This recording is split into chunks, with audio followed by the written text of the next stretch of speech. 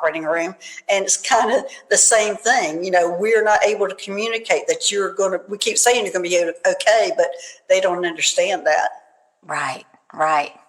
And have they ever shared like the number of hybrids that are here on the planet at this time? No, but it's a whole lot more than we think. Yeah. I mean, I'm hearing the number 300,000 right now, just in the U.S. Beautiful. I'm not sure if that's correct. Let me just check on that. Yeah, 300,000 just in the U.S. right now. Okay. And so with the hybrids that are here, my understanding, and with the hybrids that I've worked with, they tend to serve as a bridge between our off-planet families and our on-planet families.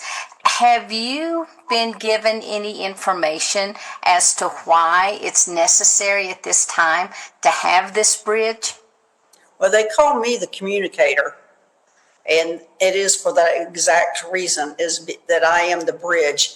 I can get the information from them and translate it to humans. And the humans, I can ask questions about their background and their connection with the aliens, and I can get the information. That is the part of being an alien medium, is that I am, but the aliens call me a communicator. That they've said that from day one, that I'm the communicator. Mm-hmm. Okay. And so I assume that that's your main role, is being a communicator, sharing these stories. Excuse me. Okay. I was going to also ask you, do you personally have any memories of going on to the craft as a child? I've been going on the craft since I was, I think, 3 months old. Oh, wow. And yes, I've been going up, and I have like a mother on the spaceship. And the first memory I have of going on the spaceship was in a room where it was a boy on one arm and me on the other arm, this Palladian, I think it was a Palladian hybrid kind of thing, because it looked very human. And there were probably about 20 cribs or incubators in this room, and it's kind of a round room.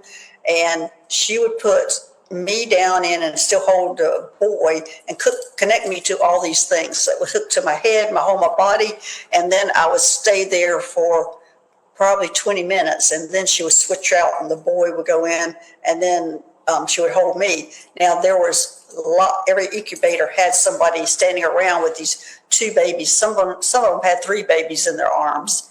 After they finished with us, we went into another room that was almost like a jumper, one of those houses where you bouncy houses. Mm-hmm. It came up to like the waist, and they just kind of shoved us in like in an oven, and we were in this like bouncy house, and that was almost like, I think, the recovery room. So we had all these babies around us, and then we would go home afterwards. And I'm just assuming that was giving us information. I really don't know what the purpose of all that was, but that started at least at 3 months old, if not even younger. But that is my first memory of that. Okay. I know that a lot of people talk about on the craft that there are just hallways and rooms that are full of liquid containers that have fetuses in there at various stages. Have you ever witnessed that? I have not witnessed that. I have heard that also, but I have not yet witnessed that. And that, I've even heard, them talking about and bringing them down, and the mother holding them and having contact. I haven't experienced that yet. Again, I think I will in the future. I think they kind of give me a little snippet here.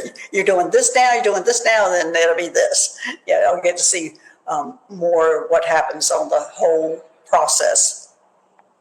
What is the most exciting thing that you've experienced while you were on the craft?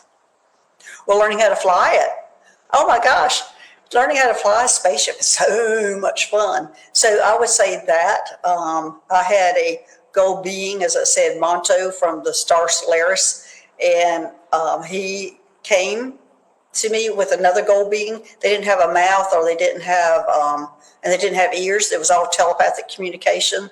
And they first took me up on the spaceship to just show me around. They were showing me around. And when I came home, I was going, oh, that's like orientation. I felt like orientation. They came back a few weeks later, and sure enough, I went back up again. Probably about the third or fourth or fifth time I went up.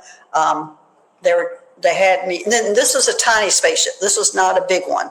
This is one I was learning how to fly, and I called it my little ambulance because I felt like it was my ambulance that we were flying to these rescue missions. And this one, I had to put my palms up against like the windshield, but it wasn't a windshield. The spaceship looked like a big bubble with metal in the back, metal part in the back. But I had to put my hands up on the windshield or the window or whatever you want to call it. And all these colors came out, and I was integrated with the spaceship at that time, conscious. Now, as a human, we have trouble concentrating. We get so distracted on what's going on in our minds, and we're all over the place. So that was the hardest thing about learning how to fly a spaceship, was not to let all that stuff come in and distract me. I made so many mistakes. You know, I had going through my mind one day, I'd like to see an ant on Earth, and we started taking off. And, I made a lot of mistakes, trying to land. I would land. One time I landed on this almost like a pyramid where we were up. Nobody could get out of the spaceship because we're just sitting there on top. But, that was probably the most exciting thing, was learning how to fly the spaceship. Nice. Now, have you been to other planets as well?